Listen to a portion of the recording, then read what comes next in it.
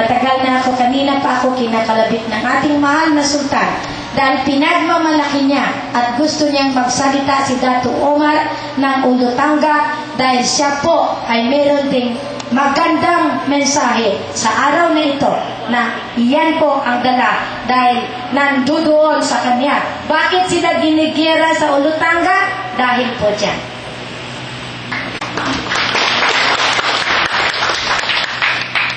Maraming salamat sa ating mahal na Queen at lalong-lalo na sa ating Sultan, sa kay Governor at sa lahat na nandito ngayon, kay Engineer at lahat-lahat po tayo magandang hapon po. Una sa tanan ako nagpasalamat bisan luyo sa kalayo sa dapit nga mong ikanan naabot kami din nga paglinawon kauban si Professor Salib Umbra Abu Bakar from Olutanga sa Buwan ng Sibugay ug puyog namo si Ma'am Bibig ug sa akong pag-abot diri dako kay ko pasalamat tungod nakairan ako ang ako sa mga igagaw na mo niya to ang tagagito ang akong meeting so pag-uman din mao nga itong meeting ato ni siya nga i-publish ipag-dimin nato aron ma-recognize ta sa JRP nga gihatag sa tuwang katong na mao na ini ang gisulti sa aton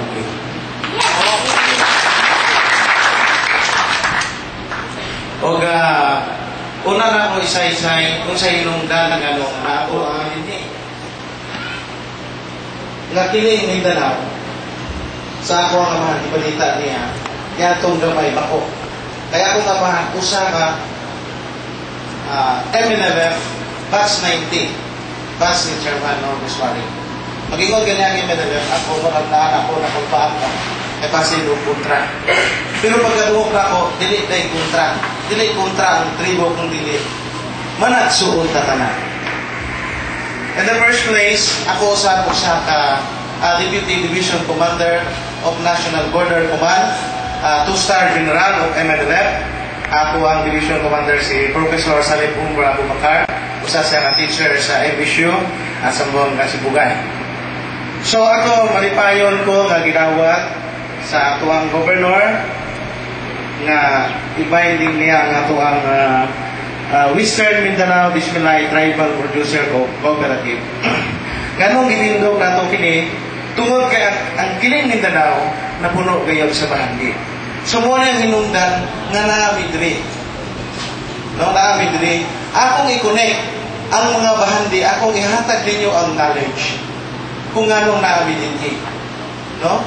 Una-una kiling Mindanao wala ka nag-claim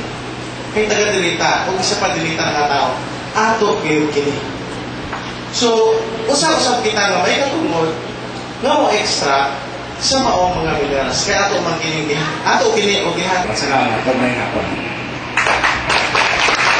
Thank you very much, Dato' Omar, and I'd like to welcome one of our guests, Dato' John Epperson, our ambassador to the United States of America and our United Nations General Assembly. Welcome. Thank you.